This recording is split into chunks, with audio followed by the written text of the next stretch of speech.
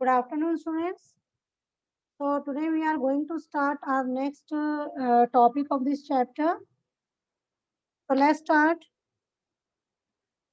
So far we studied about the finding out what happened, what can we know about the past. And student, first of all, we studied about the topic where did people live. Okay, firstly, we studied about the topic where did people live. And after that, we studied about the movement of the people. Why do people travel nowadays? Then the next topic we learned about the names of the land. And after that, we studied about the finding about out about the past. Okay, so ये जो हमारा ये finding out about the past ये topic हमारा ना चल रहा था, तो इसको ही हम आगे स्टार्ट करेंगे.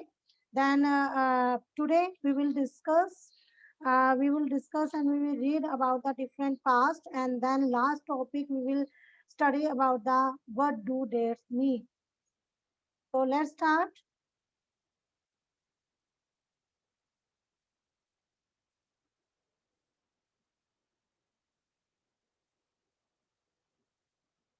Yes, students. So finding out about the past, this topic was going on. ये टॉपिक हमारा चल रहा था, तो इसमें हम लोग कहाँ तक पढ़ चुके थे. एक्चुअली ये जो टॉपिक था इसमें हम क्या पढ़ रहे थे कि जो भी हम पास्ट के बारे में हम लोग कहाँ से जानते हैं. ठीक है, कहाँ कहाँ से हम अपने पास्ट के बारे में जानते हैं वो हमने स्टडी करा था इस वाले टॉपिक में. और उसमें जो हमारा फर्स्ट सोर्स जो हमने देखा था कि हमारे पास बहुत से ऐसे वेज हैं जिनसे कि हम लोग अपने पास्ट के बारे में जानते हैं. और उनमें से जो एक हमने सोर्स देखा था वो हमारा था मैन्युस्क्रिप्ट्स. Okay, manuscripts. तो मैन्युस्क्रिप्ट्स जो थे हमने देखे थे क्या थी manuscripts. They are written by hand and this hand and this comes from the Latin word manu meaning hand. ठीक है, ये मैन्युस्क्रिप्ट्स हाथ से लिखी जाती थी. And look at this picture. इस पिक्चर में आप देख रहे हो कि किस तरीके से हाथ से हैंड से लिखा जा रहा है. और ये जो पहले क्या होता था मैंने आपको बताया था कि पहले उस टाइम पर पेपर के पास पेपर भी नहीं होता था, तो उस टाइम पर क्या किया जाता था, जो पाम लीफ होती थी. ठीक है, पाम लीफ के ऊपर या फिर जो हमारे जो बाग ऑफ अ ट्री यानी कि ट्री का जो बाग जो छाल होती थी. ठीक है, एज अ बिर्च. बिर्च मतलब जैसे हम भोजपत्र बोलते हैं ना जिनको, तो भोजपत्र के ऊपर हम लोग स्पेशली इनको प्रिपेयर किया करते थे. ओके, और ये जो ये बाग ऑफ द ट्री जो ये पाम लीफ या ये होती थी बीड्स, ये आपको कहाँ पर ग्रो होती है, ये हिमालयाज. तो अब माइंड में एक चीज आती है कि जो ये मैन्युस्क्रिप्ट थी क्योंकि ये पेपर पर नहीं लिखी जाती थी. ठीक है, ये आप पेड़ों की छाल के ऊपर जो ट्रीज होते थे उनके बाग पर इसको प्रिपेयर किया जाता था.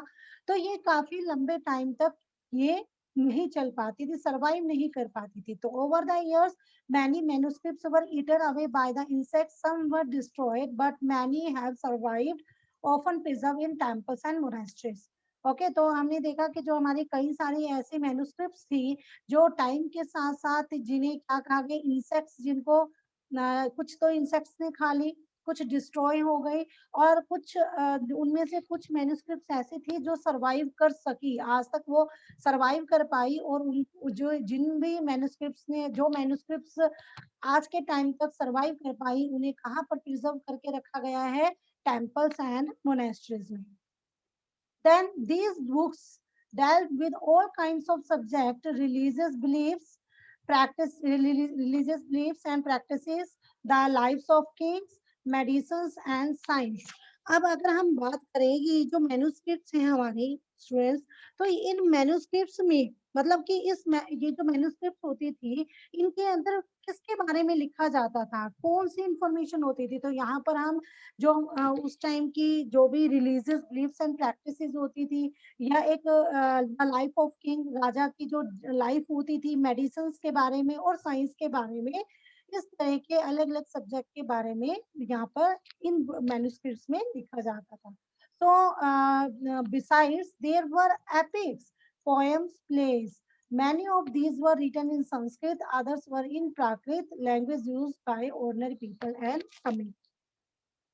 अब यहाँ पर क्या है स्टूडेंट्स, एक्चुअली क्या होता था कि जैसे कि हमने कहा कि एक तो ये सब थी, इसके साथ साथ यहाँ पर आपको एपिक्स जितने महाकाव्य, जैसे आप ये कहें कि जो हमारे रामायण है, महाभारत है, ठीक है, गीता है, तो ये एपिक्स पोएम्स और प्लेस भी होते थे। और इनमें से जो जो एपिक्स पोएम्स एंड प्लेस होती थी, प्ले होते थे, ये सब किस में लिखे जाते थे? या तो ये संस्कृत में लिखे हुए होते थे, या फिर दूसरी लैंग्वेज, दूसरी कौन, जैसे कि प्राकृत, प्राकृत होती है जो उस टाइम के ऑर्डिनरी पीपल होते थे, उनकी जो लोकल लैंग्वेज होती थी, तो जो लोकल लैंग्वेज में लिखी जाती थी उसको प्राकृत लैंग्वेज बोला जाता था। ओके, तो प्राकृत में और तमिल में इनको लिखा जाता था। Clear students? Now now student, यहाँ पर आपके पास जैसे मैन्युस्क्रिप्ट्स का आपने देखा, तो मैन्युस्क्रिप्ट्स में एक यहाँ पर क्या दिया होता, अ page from a palm leaf manuscripts, एक पेज आपको, एक आपके बुक में एक मैन्युस्क्रिप्ट्स का एक पेज गिवन है, ठीक है, पेज नंबर 45 के ऊपर, a page from a palm leaf manuscripts, this manuscripts was written about was written about 1000 years ago, ये हजारों साल पहले जो है ये मैन्युस्क्रिप्ट लिखी गई थी। And the palm leaves were cut into pages and tied together to make books. आप अगर इसमें देखें तो उस टाइम पर ये काफी हजारों साल पहले का ये आपको एक मैन्युस्क्रिप्ट का एक पेज जो आपको दिखाया गया है इस पिक्चर के अंदर, उस बुक जो आपके बुक में दी गई है। और उस टाइम पर जब बुक्स बनाने के लिए ना क्या करते थे, जो पाम लीफ जो होती थी उनको काटकर उनके अलग अलग पार्ट्स को एक साथ टाइट कर दिया जाता था, बांध दिया जाता था। और जो बिर्च होती थी, ठीक है, जो बिर्च होती थी यानी जो बार्क ऑफ द ट्री जिसको हम बिर्च कहते हैं, तो बिर्च जो पेड़ की छाल से बनी ऐसी ही एक जो मैन्युस्क्रिप्ट है वो आपको यहाँ पर आपके पास बुक में दिखाई गई है। Okay, so now yes student, look at this picture. ये आपके पास पिक्चर एक मैन्युस्क्रिप्ट की नहीं है, ये पिक्चर आपके पास एक किसकी पिक्चर है, ये आपके इंस्क्रिप्शंस की। Actually, student, you have also some other sources by which you can study about the history. Okay, so we can also study inscriptions. हम लोग मैन्युस्क्रिप्ट्स के अलावा और कहाँ से हमको हिस्ट्री के बारे में पता चलता है? तो दूसरा जो सोर्स हमारे पास है जहां से हम हिस्ट्री को जान सकते हैं वो होते हैं inscriptions. Okay, look at this picture, ठीक है, ये आपके पास इंस्क्रिप्शंस हैं जहां पर आप देख रहे हो किसी, जैसे कि आप देख रहे हो एक वॉल के ऊपर या पत्थर के ऊपर कुछ खोद कर लिखा गया है, ठीक है, हार्ड सरफेस के ऊपर ये सब खोद कर लिखा गया है, तो इन्हें हम बोलते हैं इंस्क्रिप्शंस। तो these are writings on relatively hard surface such as stone और मेटल। ये जो आपके पास इंस्क्रिप्शंस होती हैं ये एक हार्ड सरफेस के ऊपर लिखी जाती हैं, जैसे कि स्टोन या मेटल के ऊपर हम लोग इन्हें लिखते हैं। Okay, so sometimes kings got their orders inscribed so that people could see, read and obey them. अच्छा, अब क्या होता था उस टाइम पर जब इंस्क्रिप्शंस ये लिखवाई लिखवाई जब इंस्क्रिप्शंस बनाई जाती थी, तो इन इंस्क्रिप्शंस को कई बार क्या होते थे, जो राजा होते थे, ठीक है, किंग्स होते थे, वो क्या करते थे जब कोई वो अपना ऑर्डर, मतलब कि sometimes kings got their order inscribed so that people could see. जब किंग्स जो होते थे उनके कोई भी जो ऑर्डर्स होते थे वो उनको इंस्क्राइब्ड करवाते थे, ठीक है, इंस्क्राइब करवाते थे ताकि लोग उनके ऑर्डर को कुड सी देख सके, रीड पढ़ सके एंड ओबे देम, और उनका उनका वो पालन कर सके, उन आदेशों को वो मान सके। सो इस तरीके से जो कई बार राजा जो होते थे वो अपने ऑर्डर को इंस्क्राइब्ड भी करवाते थे। And there are other kinds of inscriptions as well, where men and women, including kings and queens, recorded what they did. अब यहाँ पर अगर हम इसके अलावा भी देखें, मतलब खाली राजा ही नहीं, राजा यहाँ पर राजा के साथ साथ जो किंग्स और क्वीन के साथ साथ जो मैन एंड वीमेन होते थे, वो भी जो भी वो किया करते थे उन सब के वो रिकॉर्ड किया करते थे, रिकॉर्ड बनवाया करते थे, यानी कि उनको इंस्क्राइब करवाया करते थे, इंस्क्रिप्शंस बनवाया करते थे, ताकि वो उन रिकॉर्ड्स को रख सके जो भी उन्होंने किया है। For example, Kings often kept records of victories in battle. जैसे कि हम एक एग्जाम्पल लें कि जो राजा होते थे उस टाइम पर, किंग्स होते थे, जब भी वो किसी बैटल को जीत कर आते थे तो वो अपनी विक्ट्री का रिकॉर्ड जो है वो अक्सर रखा करते थे। Okay, and look at this picture. ये आपके पास एक पिक्चर दिखाई गई है, देखिए इंस्क्रिप्शन है ये, जिसमें आप देख रहे हो एक आपका स्टोन है ये, और उस स्टोन के ऊपर कुछ खोद कर लिखा गया है, इंस्क्राइब किया गया है। ठीक है, तो ये रीजन क्या होता था ऐसा हार्ड सरफेस के ऊपर लिखने का? रीजन ये होता था कि जो मैन्युस्क्रिप्ट्स होती थी, क्योंकि मैन्युस्क्रिप्ट्स को तो आपने पीछे देखा कि मैन्युस्क्रिप्ट्स को तो इंसेक्ट्स वगैरह सब खा जाते थे या वो डिस्ट्रॉय हो जाती थी, लेकिन जो ये हार्ड सरफेस होते हैं, स्टोन्स होते हैं, मेटल्स होती हैं, इनको ये बहुत लंबे टाइम तक, हजारों सालों तक ये ऐसे ही बनी रहती है, खराब नहीं होती है जल्दी से। तो इसीलिए ये रिकॉर्ड जो है इनको एक हजारों सालों तक इन्हें ये आपके क्या हो सकते हैं, सेफ होकर रखे जा सकते हैं। इसीलिए पहले टाइम पर जो किंग्स होते थे, क्वींस होती थी, या अब कुछ और भी लोग होते थे, जो भी वो कुछ भी किया करते थे उनसे रिलेटेड रिकॉर्ड वो बनवाया करते थे, इस तरह की इंस्क्रिप्शंस वो बनवाते थे। Clear students? So students, now you can see this is an inscription. So an old inscription, आप यहाँ पर देख सकते हैं, ये एक बड़ा पुराना सा इंस्क्रिप्शन दिया गया है, an old inscription, and this inscription dates about 2000 to 50 years ago and was found in Kandahar, present day Afghanistan. अब ये जो इंस्क्रिप्शन है आप ये देख रहे हो, ये बहुत पुराना 2250 ईयर्स जो ओल्ड ये इंस्क्रिप्शन है, जो आज के टाइम में अफगानिस्तान के कंधार से हमें मिला है। And present it was written on the order of ruler named Ashoka। और ये जो इंस्क्रिप्शन है, इनके जब ये इंस्क्रिप्शन मिला और इसके ऊपर क्या किया गया, आर्कियोलॉजिस्ट ने जब इनकी मतलब इनके ऊपर अपना वर्क किया, तो उन्होंने ये पाया कि ये जो इंस्क्रिप्शन जो थी ये किसके द्वारा लिखी गई थी, किसके द्वारा लिखवाई गई थी। It was written on the order of the ruler named Ashoka. आप सबने अशोका जो है उसका नाम सुना है, तो अशोका जो रूलर था उसके ऑर्डर पर इस इंस्क्रिप्शन को लिखवाया गया था। You will read about him in chapter 8। Chapter 8 में हम पढ़ेंगे अशोका के बारे में। When we write anything we use a script.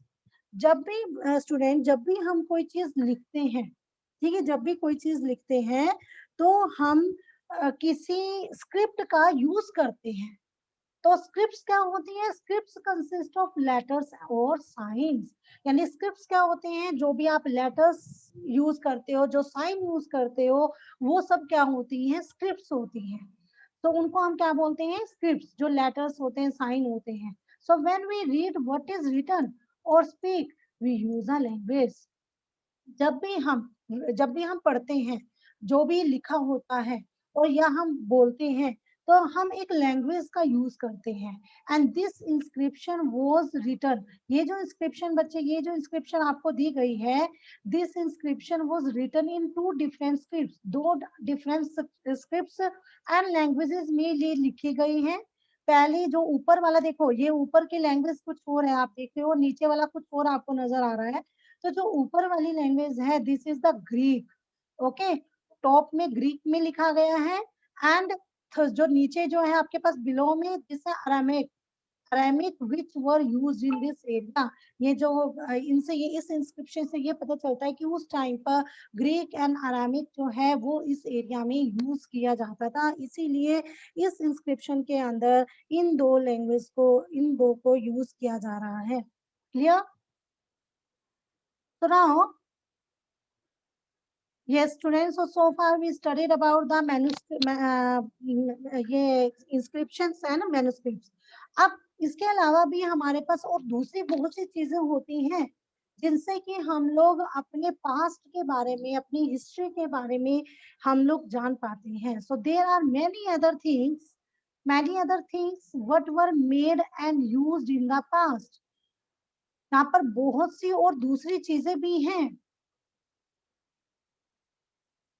Yes, ये जो अब हम जो ये टॉपिक पढ़ रहे हैं, now we will study about the tools, weapons, pots and coins. अभी तक हमने किसका देखा? मैन्युस्क्रिप्ट्स एंड इंस्क्रिप्शन को देखा हमने। ठीक है, कि उनसे हम लोग कैसे हिस्ट्री को जान पाते हैं। और आपने देखा कि वो ज्यादातर जो मैन्युस्क्रिप्ट्स होती हैं या इंस्क्रिप्शंस होती हैं, वो उस टाइम पर जो किंग्स एंड क्वींस वगैरह, ये किंग्स और क्वीन होते थे, वो अपने बारे में लिखवाते थे। लेकिन जो एक ऑर्डिनरी मैन एंड वीमेन होते हैं, जो आम इंसान होता है, ठीक है, वो अपने उसके बारे में कहाँ से कैसे पता चलता है, और आपको और कौन से ऐसे सोर्सेज हैं जिनसे कि आपको हिस्ट्री के बारे में पता चलता है, वो हम यहाँ पर देखेंगे। तो यहाँ पर हमारे पास there are many other things that were made and used in the past. यहाँ पर और बहुत सी ऐसी चीजें हैं जिनके बारे में, जो कि पास्ट में बनी हैं और जिनको यूज में लाया गया था। ठीक है, so those who study these object, जिन्होंने इन ऑब्जेक्ट को स्टडी किया, ठीक है, इन ऑब्जेक्ट को स्टडी किया, उन्हें क्या बोला जाता है? आर्कियोलॉजिस्ट। जो इन ऑब्जेक्ट्स को स्टडी करते हैं और हमें इनके बारे में इंफॉर्मेशन देते हैं, उन्हें हम बोलते हैं archaeologist. So they study the remains of building. वो किन की, ये जो आर्कियोलॉजिस्ट है, ये किस किस की स्टडी करते हैं? Remains of building made of stones and bricks. जैसे कि जो बहुत पुरानी पुरानी बिल्डिंग्स खड़ी हैं, हजारों साल पुरानी, तो उनके जो रिमेन्स हैं, जो कि स्टोन्स एंड ब्रिक्स से बनी हुई हैं, उनके बारे में। ठीक है, रिपेंटिंग्स एंड स्कल्पचर्स। तो इस तरीके से जो बिल्डिंग्स के जो रिमेन्स बचे हुए हैं, जो स्टोन एंड ईंटों से बने हुए हैं, ब्रिक से बने हुए हैं, ऐसी पेंटिंग्स हैं या स्कल्पचर्स यानी जो मूर्तियां हैं, उनकी स्टडी वो करते हैं। So they also explore and excavate, यानी dig under the surface of the earth to find tools, weapons, pots, pans, ornaments and coins. इसके अलावा स्टूडेंट्स, यहाँ पर वो से ऐसे, जैसे कि आप ये कहें कि जैसे वेपन्स, टूल्स हो गए हमारे। अब you can see in this picture, this is the ancient time tools and these are weapons, yes, these are pots and coins। ancient times tools, weapons, pots and coins। Okay, so ये जो इस तरह की चीजें थी, जैसे ये हमारे टूल्स हैं या वेपन्स हैं, या आपके जो ऑर्नामेंट्स हो गए, ठीक है, और पोर्ट्स हैं, पेन्स हैं, कॉइन्स हैं। तो यहाँ पर इन सब इन मतलब कि ये जब उनको, किनको, आर्कियोलॉजिस्ट को जब ये मिले, ठीक है, जब ये मिले, तो मतलब इनको ढूंढने के लिए, इनकी छानबीन करने के लिए उन्होंने क्या किया? इनको उनको dig under the surface of the earth, यानी इन्होंने एक्सप्लोर किया, एक्सकावेट किया, यानी कि सरफेस के अंदर, अर्थ के सरफेस को खोदा, और उसमें से ये सब चीजें निकाली गई। क्योंकि पहले के टाइम पर लोग क्या करते थे, आज के टाइम की तरह नहीं कि हमने कोई भी, हमारी जो प्रीसियस थिंग्स होती है वो हम बैंक में रख देते हैं, ठीक है, या हमारे पास बहुत सी ऐसे एरियाज हैं जहाँ पर हम उनको सेव करके रखते हैं। लेकिन पहले टाइम पर लोग क्या करते थे, इनको जमीनों में, ठीक है, जमीन के अंदर गाड़ देते थे, ताकि कोई उसको चुरा कर ना ले जाए। तो इस तरीके से वो लोग जमीन के अंदर इनको खोद कर वहां पर इन्हें छिपा देते थे। तो ये जो हमारे आर्कियोलॉजिस्ट हैं, उन्होंने इनको क्या किया, अर्थ की सरफेस को डिग करके, एक्सकावेट करके, एक्सप्लोर करके, एक्सकावेट करके इन चीजों की छानबीन की, इन्हें निकाला। And some of these objects may be made of stone, other of bones other of bones, baked clay और मेटल। तो इनमें से कुछ ऑब्जेक्ट शायद जो हैं वो स्टोन के बने हुए थे, या दूसरे ऐसी कोई चीजें मिली जो बोन्स की, हड्डियों की भी बनी हुई थी, हड्डियों की, और बेक्ड क्ले और मेटल, या जो पकी हुई ईंटें जो होती हैं और मेटल होती हैं उसकी। So object that are made of hard imperishable substances usually survive for a long time. जितने भी सभी जो ऑब्जेक्ट्स होते हैं जो कि हार्ड होते हैं, या इम्पेरिशेबल क्या होता है, जो जल्दी से खराब नहीं होते, नष्ट नहीं होते। जैसे कि आप यहाँ पर पोट्स देख रहे हो, देखो ये पोट जो है, अगर इसको मिट्टी के नीचे हमने जमीन में इनको को नीचे रख दिया जाए, खोद के उसको छुपा दिया जाए, तो ये क्या होते हैं, ये जल्दी से ये खत्म नहीं होते, नष्ट नहीं होते। सो इम्पेरिशेबल जो सब्सटेंसेस होते हैं ये यूजली ऐसे होते हैं कि एक लंबे टाइम तक सरवाइव कर पाते हैं, और इन्हें जो है ये जो है इस तरह के ऑब्जेक्ट जो है आर्कियोलॉजिस्ट को मिले हैं। तो yes student, this picture is given in your book. So in this picture, left side a port from an old city, ये बहुत ही पुराना ओल्ड सिटी का एक पोर्ट जो है यहाँ पर लेफ्ट में आपको दिखाया गया है। And ports like these were used about 4700 years ago. तो ये जो पोर्ट है, इस तरह के पोर्ट जो है इनका यूज कितने साल पहले किया जाता था, 4700 ईयर्स अगो इनका यूज होता था। राइट में आपके पास ये देखिए, ये जो है आपके पास राइट में एन ओल्ड सिल्वर कॉइन, ये ओल्ड सिल्वर कॉइन है। अब आपको ये किसी भी एंगल से आप सोच रहे होंगे कि ये कॉइन तो कहीं नजर नहीं आ रहा है किसी भी एंगल से, क्योंकि आज के टाइम पर अगर आप कॉइन की बात करें तो आपको एक बहुत ही फाइन शेप के अंदर आपको कॉइन्स मिलते हैं, एक राउंड शेप में आपको मिलते हैं, लेकिन इसकी तो कोई शेप ही नहीं है। तो उस टाइम पर क्या होता था, उस टाइम पर किसी कोई भी शेप नहीं बनाई जाती थी, बस इस तरीके से कुछ स्टेम्प लगा दी जाती थी और वो कॉइन बन जाते थे। So an old silver coin such as this one were in use from about 2500 years ago.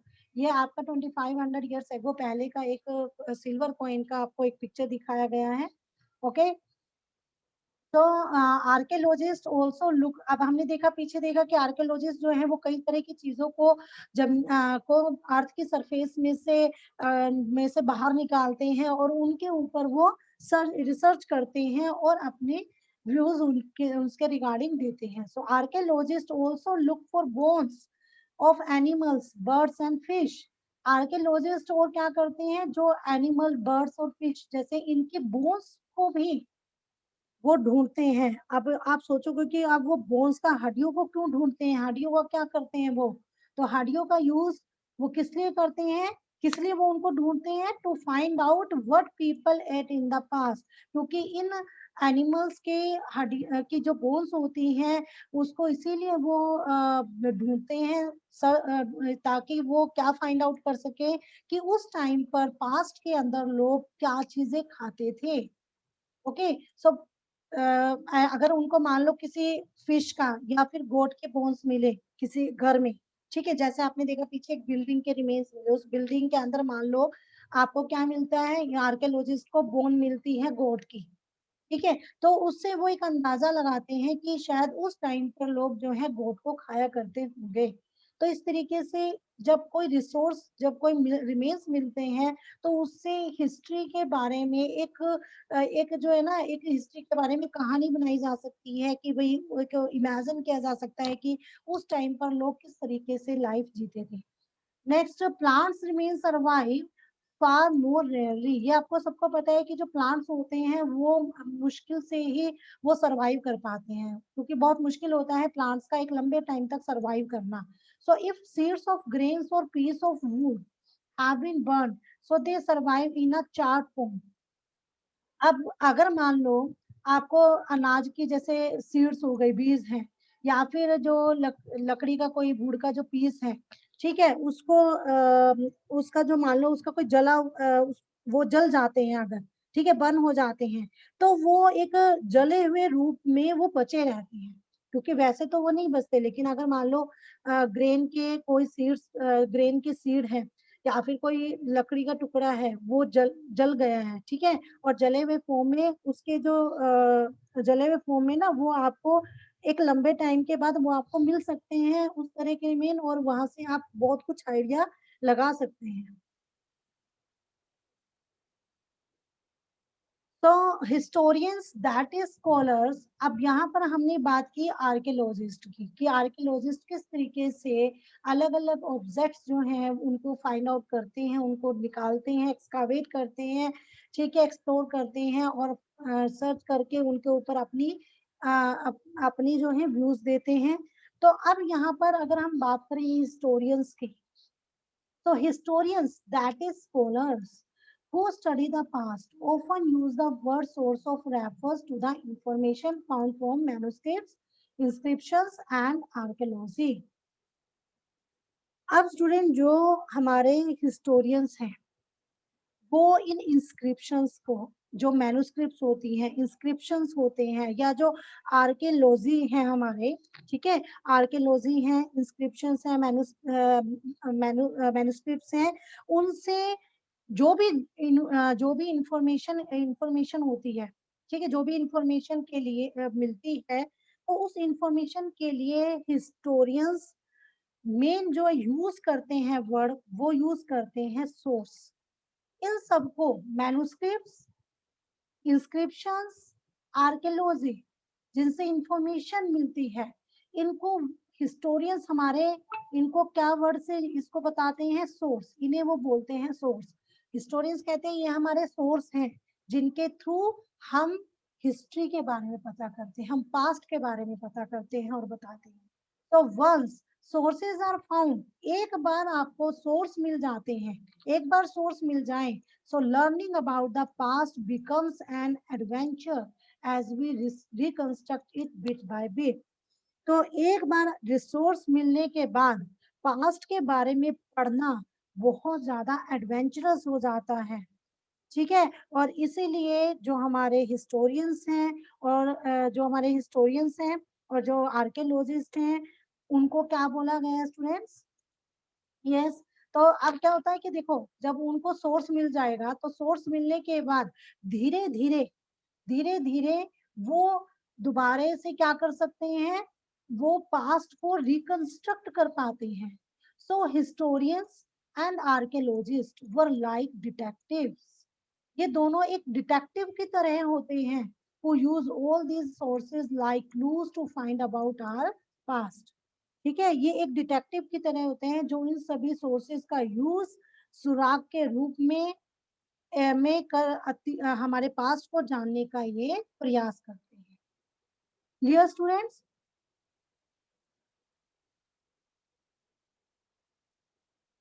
Now the next topic is one past or many. Yes, next topic is one past or many. अब ये topic बहुत interesting topic है। इस topic के अंदर क्या है? देखिए, ये टॉपिक में आपके पास जो आपका चैप्टर है उसमें है आर पास्ट, आर पास्ट। तो यहाँ पर आपके पास जो पास्ट है वो प्लूरल सेंस में दिया गया है। तो अब हम यही जानेंगे कि हमारा जो पास्ट है हम उसको प्लूरल सेंस में क्यों लिख रहे हैं। मतलब हम कहते हैं ना कि हमारा इतिहास, हम अब यहाँ पर बात आ रही है हमारे इतिहास, ठीक है, हमारा आर पास्ट। सो ये जानना जो है, ये जो टाइटल जो बुक है, ये हमारे बुक का जो टाइटल है, इसको नोटिस करना जरूरी है, ठीक है, इसके बारे में जानना जरूरी है कि ऐसा क्यों लिखा गया है। तो did you notice the title of this book our pasts? We have used the word past in a plural to draw attention to the fact that the past was different for different groups of people। Actually student, past यहाँ पर past को plural sense में इसलिए लिखा गया है क्योंकि आप ये देखोगे कि हर एक इंसान की, या फिर आप ये कहें कि जो ग्रुप ऑफ पीपल होते हैं, ठीक है, तो उसमें ना हर एक की अपनी अलग उनका सबका अपना एक अलग पास्ट होता है, ठीक है। यहाँ पर हर किसी का एक ही पास्ट नहीं होता, सबका अपना एक डिफरेंट पास्ट होता है। तो इसीलिए जब सबके लिए सबका पास्ट अलग है, तो उनकी स्टडी जब हम करते हैं तो वो हमारा सिंगल एक का ना होकर आर आर पास्ट, यानी कि हमारे, जैसे मेरे लिए मेरा पास्ट कुछ और होगा, ठीक है। मान लो एक फार्मर है, मान लो हम ग्रुप ऑफ पीपल की बात करते हैं, फार्मर्स के लिए उनका पास्ट, उनके जो पास्ट होगा, जो भी वो काम करते हैं, कोई भी एक्टिविटीज करते हैं, कुछ भी करते हैं, उनके लिए अलग होती है। एक ट्रेडर के लिए, एक मर्चेंट के लिए अलग होती है। एक किंग एंड क्वीन के जो किंग्स होते हैं उनकी अपनी क्या होती है, अपना एक पास्ट अलग होता है, तो उनका एक जैसा पास्ट नहीं होता। तो इसीलिए हम यहाँ पर पास्ट को प्लूरल सेंस में यूज करते हैं। तो for example the life of the herders or farmers were different from those of kings and queen. क्योंकि देखो, जो राजा और रानी, जो किंग्स और क्वीन का जो पास्ट होता है, उससे हार्डर और फार्मर्स का जो पास्ट है, उनकी जो लाइफ है वो बिल्कुल अलग होती है। And the life of merchant, एक व्यापारी की जो लाइफ होती है वो different from those of craft person. जो उस टाइम पे क्राफ्ट पर्सन होते थे उनकी लाइफ से बिल्कुल अलग होती थी। ऐसे ही हम अगर और ग्रुप ऑफ पीपल की डिस्कस करें तो सबका जो लाइफ स्टाइल था वो अलग अलग था। Even as is true even today, people follow different practices and customs in different parts of the country. आज के टाइम में भी हम लोग जो हैं, आज के टाइम में भी अगर आप देखें तो आज भी लोग जो हैं वो different types of practices, different practices और कस्टम्स, ठीक है, अलग अलग पार्ट्स में अलग अलग कस्टम जो है कंट्री के अंदर वो फॉलो करते हैं। For example, today most people living in the Andaman Island get their own food by fishing, hunting and collecting forest foods. Okay, island क्योंकि अंडमान आइलैंड है वहां पर वो अपने हिसाब से उनका लाइफस्टाइल अलग है, वो अपने हिसाब से अपनी चीजों को खाने की चीजें अलग है उनकी, पहनने की, ठीक है, यूज करने की। और इसके बाय कॉन्ट्रास्ट, इसके अगर कॉन्ट्रास्ट में देखिए तो most of the people living in cities, जो ज्यादातर लोग शहरों में रहते हैं, depend on others for supplies of food, वो फूड के लिए दूसरों के ऊपर डिपेंड रहते हैं। So differences such as this existed in the past as well. तो इस तरीके से ऐसे ही डिफरेंसेस उस टाइम में, पास्ट में भी इसी तरह के जो डिफरेंसेस थे जो आज के टाइम है उस टाइम पर भी एग्जिस्टिंग में थे। Okay,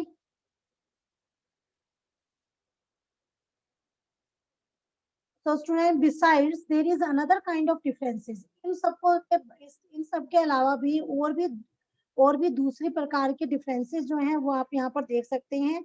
We know a great deal about kings and the battle they fought because they kept record of their victories। जैसे कि हमने अभी पीछे देखा कि जो किंग्स होते थे, ठीक है, जब भी वो कोई बैटल लड़कर आते थे तो वो अपनी विक्ट्रीज के रिकॉर्ड जो है वो लिखवाया करते थे, ठीक है, उनके बारे में हमें पता है। But generally ordinary people such as hunters, fishing folk, gatherers, farmers और herders didn't keep record of what they did।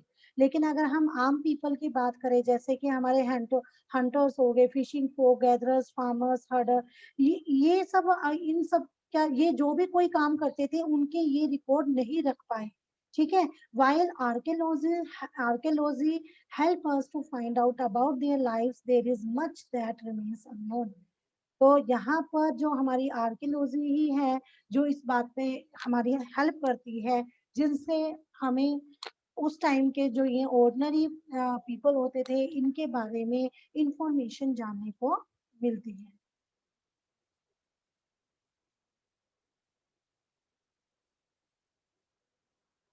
So student, what do dates mean? This is our last topic. So in our next lecture, we will discuss this topic. So that's all for today. Have a good day.